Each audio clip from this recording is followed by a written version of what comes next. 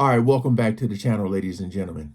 Again, thank you all so much for coming over, man. We are back on Mrballen's channel now.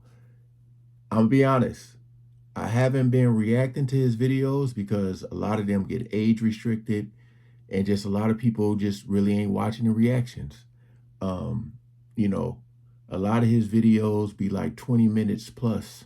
So that it's a lot to not to watch, but to like edit and upload and all that stuff for nobody to watch it. But I haven't been watching his videos for a while. I think the last one I seen was over like a month ago. Yeah. But we back. We gonna see how this goes. Hopefully you guys will tune in, man, because I love his channel, love his videos. If you guys aren't subscribed already, man, you got to. But hopefully everything will go smoothly. Like I said, a lot of Mrballen video. He loves reactors. He lets us monetize the videos and all that stuff. So just got to be careful with some of the stuff because it'll get age restricted. So always leave the link to the full video, man. We ain't gonna waste no more time. Let's jump right into it.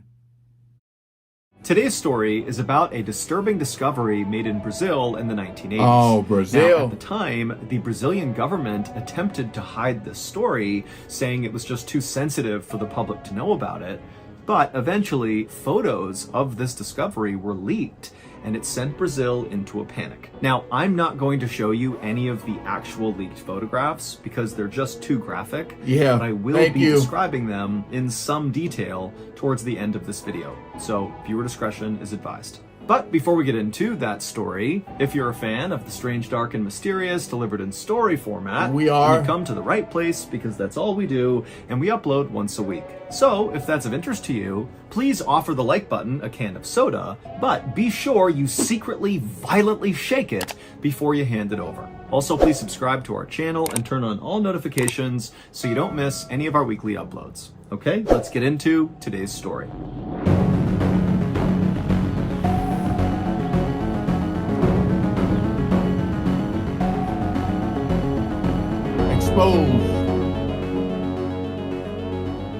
On the afternoon of September 29th, 1988, a 10-year-old boy named Francisco was walking along the perimeter of a man-made lake in southern Brazil while poking the ground with his stick. Francisco was doing one of his favorite after-school activities, which was looking for bugs.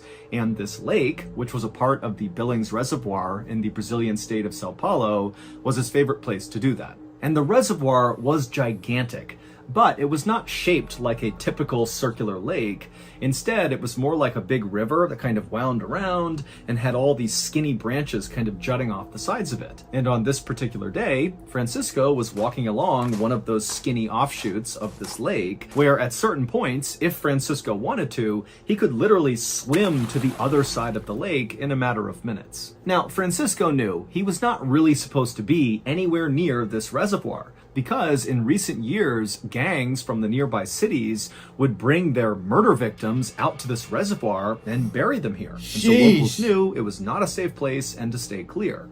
But Francisco, he didn't listen to any of that because he loved walking around this lake and looking for bugs. And so he thought, you know what? No one's harmed me yet, so what's the big deal? And so, as Francisco casually walked along, poking at the mud, looking for his bugs, he finally saw one. It was a huge water scorpion, almost 2 inches long, and so immediately Francisco, without taking his eyes off the bug, drops his backpack, grabs a clear container that he kept in the side pocket, he opened it up, he bent down, and he scooped up this water scorpion and capped it, and then he brought the container up and looked inside to kind of admire his new pet. And as he was staring at this container, he noticed something odd on the other side of the lake. He basically saw it through the plastic container, and so he lowered the container to get a better look at this strange thing on the other side of the water, and what he saw was this big group of vultures, all kind of standing in a circle right on the water's edge. And immediately, Francisco was way more interested in these vultures than in his bug, because vultures meant there had to be a dead thing nearby, because vultures are scavengers. And so whatever they were circled around was probably a dead animal. But Francisco, he looked around and realized there was no way to get to the other side of the water to see whatever this dead thing was unless he swam. and he knew if he went back home with soaking wet clothes,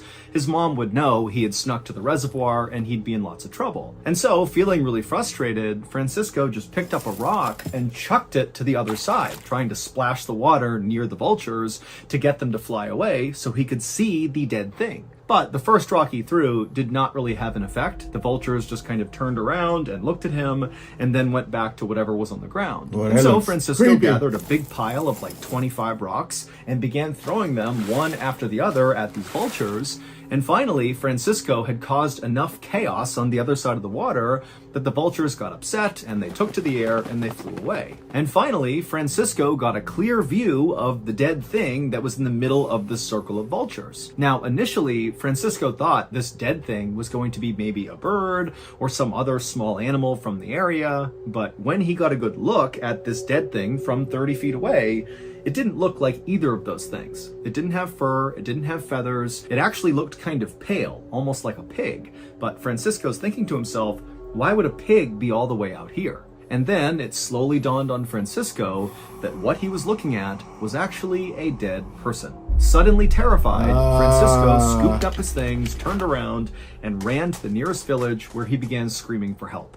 Within a few hours, the area along the water where the vultures had been and where this body was swarming with police and also with curious villagers. Normally, when a body was discovered in or near this reservoir, which unfortunately happened quite a bit because of all the recent gang violence, police would often break ranks from the investigation and walk over to the local onlookers and kind of fill them in and tell them, who this person was and what they think happened.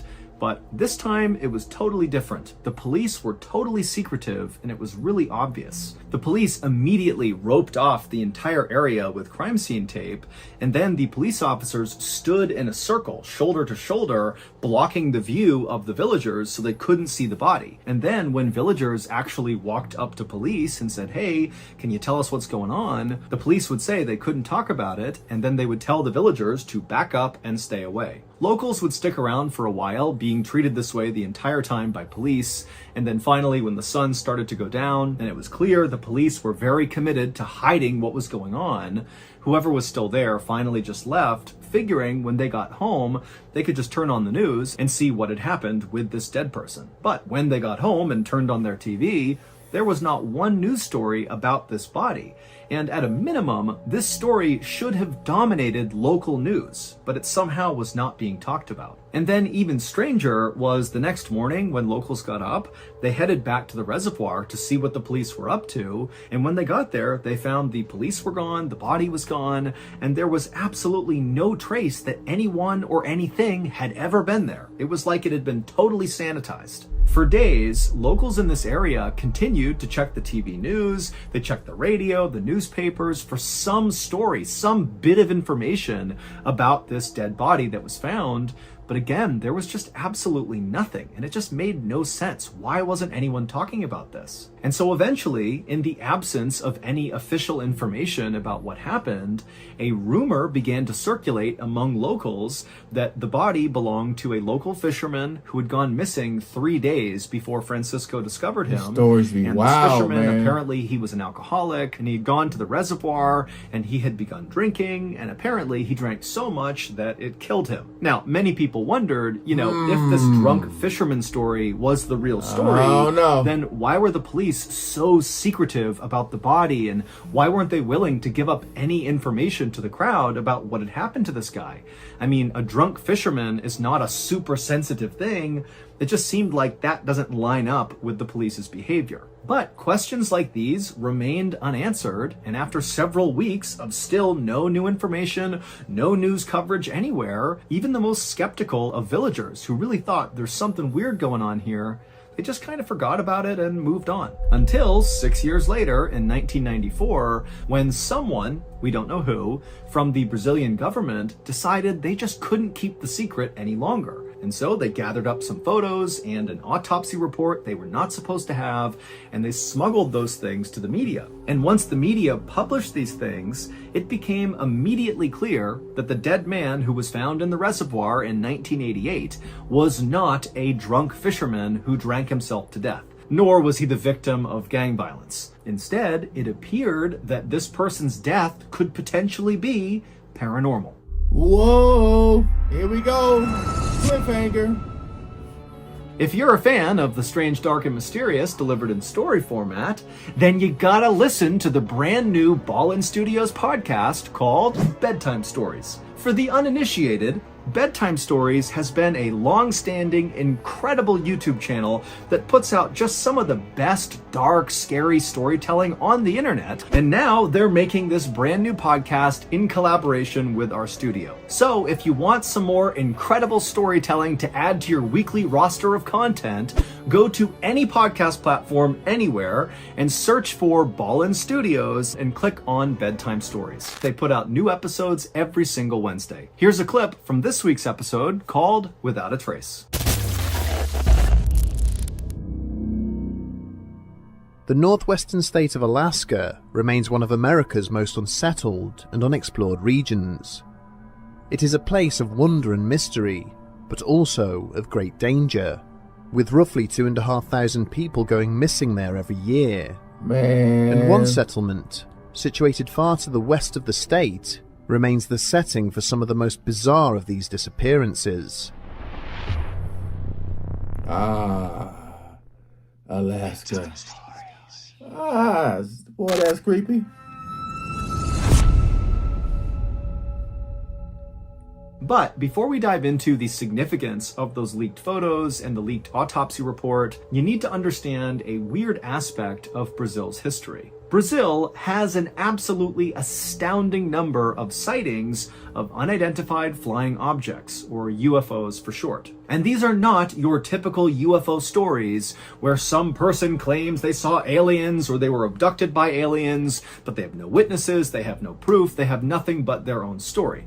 No, in Brazil, the bulk of their UFO sightings are reported by their military. Yay. Because Brazil actually has a government program to monitor UFO sightings because it happens so much in their country. In fact, the Brazilian government was directly involved in one of the most famous UFO sightings of all time. It was called the Night of the UFOs. This famous sighting, or sightings, because it actually happened in 4 different Brazilian states simultaneously, happened on May 19th, 1986, which was 2 years before Francisco spotted the dead body in the reservoir. On that 1986 day, at around 8:15 p.m., an air traffic controller at an international airport in Sao Paulo noticed 3 red lights hovering over the airport, and so the controller called it in and asked, what are these things? But nobody knew.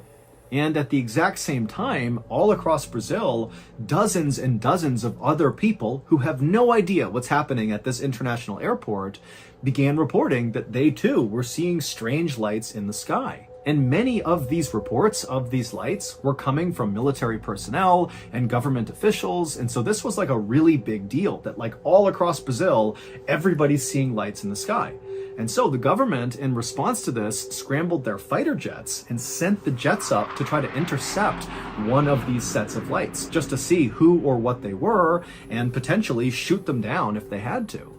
But when these jets got anywhere close to these unidentified flying objects, these lights in the sky, these UFOs would move away like instantly.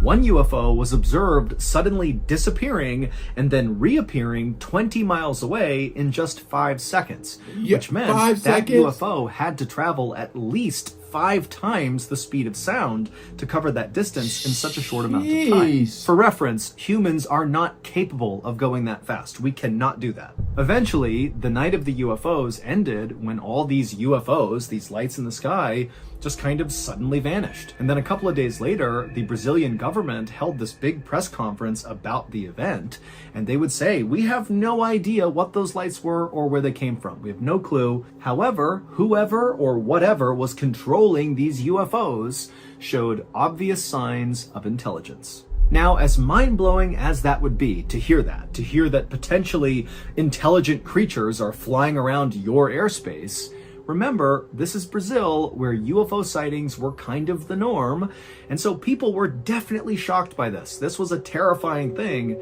but they just kind of accepted what they were told and assumed, the government will handle this, and people moved on with their lives.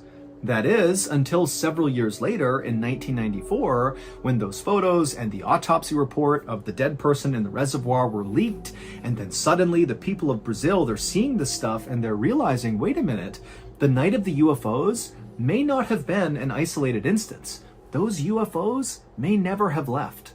Here is what the public learned from the leaked photos and the leaked autopsy report. Back in 1988, when little Francisco spotted the dead body from the other side of the water, he correctly identified that it was a man's body. But Francisco had been wrong when he told authorities that it didn't look like this guy had any visible injuries on him.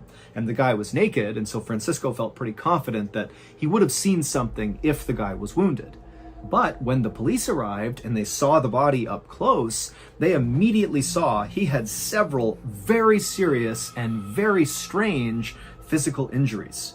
He had these 4 perfectly circular 1 to 1.5 inch diameter holes drilled into his body. What the There hell? were 2 right above his chest, basically sitting above his armpit. There was one that was right over his belly button, so his belly button was gone. It was just a hole where it had been. And there was also one in his crotch. And these What? holes were not crudely done.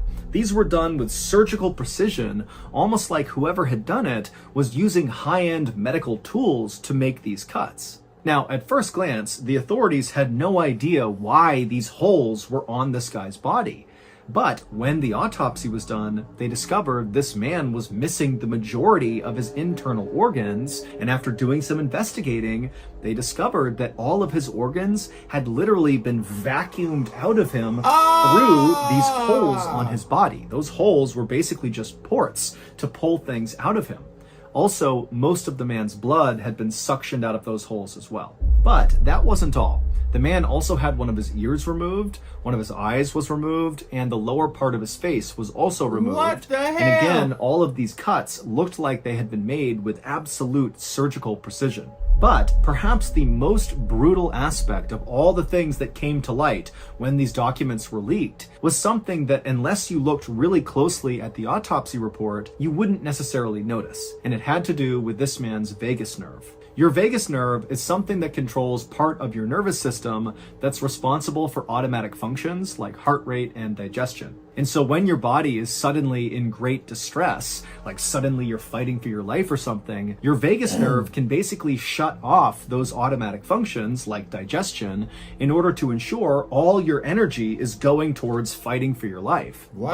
But in this dead man's case, his autopsy revealed that his vagus nerve had gone absolutely wild right at the moment of his death. It's complicated, but this suggests that this man was very likely alive when his face was being surgically cut off. No. And those holes were being drilled into his body and his organs were being vacuumed out. And then at some point, the excruciating pain that came from these horrible things happening to him got so bad, his vagus nerve basically turned off his heart. So it was not these horrible physical injuries that killed him. He literally died from the pain of these physical injuries. In short, man. his body basically killed itself to avoid feeling the pain it was feeling.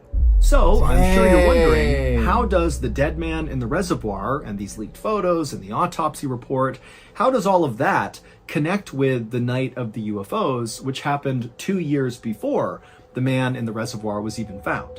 Well, following the night of the UFOs in 1986, farmers in Brazil who lived in the areas where these famous sightings took place began reporting that their cattle were dying kind of inexplicably. It's always and this the began cattle. happening with enough frequency in all of these areas where the UFO sightings had taken place that a theory began to develop in Brazil that maybe the UFOs that were here during the night of the UFOs have something to do with all these cows turning up dead.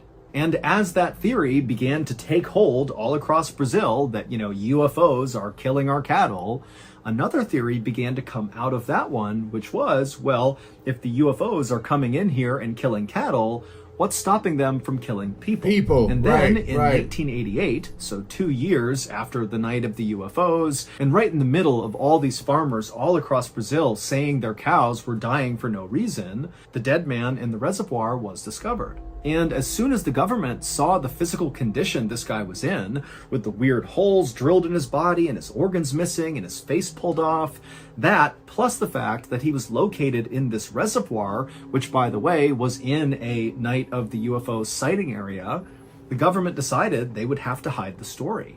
A critical detail that I have left out intentionally until right now is that the cattle who were turning up dead, they were turning up dead with circular holes drilled into their bodies, with organs missing and parts of their faces removed. Meaning, clearly, whatever was happening to these cattle inside of these sighting areas had happened to this man in the reservoir. And if that got out to the public, then it would confirm for many people in Brazil that, yep, the UFOs, they're the ones going after the cattle, and now they're going after us too. And so this was why the police were so secretive about the body and not letting anybody see it or learn anything about it. And it was also why no news was run anywhere in Brazil about this story. It's because the government was really trying to make sure it did not get out. And the government was able to keep it quiet until 1994 when those photos and the autopsy report were leaked. But like all things having to do with UFOs or aliens or paranormal stuff, it's like despite the evidence, those things very quickly are pushed into the kind of conspiracy theory bucket and they stay there. People do not want to touch that category. So, even though Brazil remains an absolute hotbed for UFO sightings, Wikipedia even has a page dedicated just to tracking Brazilian UFO sightings. Despite all that, no one really cares. But if you care, there is an unbelievable amount of information online about what's going on in Brazil, and if nothing else, it is just a fascinating rabbit hole to fall into. Don't think I'll be going there. That's what they say, man. People be so afraid of the truth that they'll say, oh, it's a conspiracy or this and this, man. Y'all know them aliens out there. Y'all know they out there. That's why I was like, man, looking at those, like, I mean, the way he was talking about those incisions and stuff and vacuumed out, like, what person would take the time to do that? You know what I mean? It probably happened so fast, so quick, and so precise. We all know. You'd be a fool to not think that this stuff is going on out there. I never knew that though.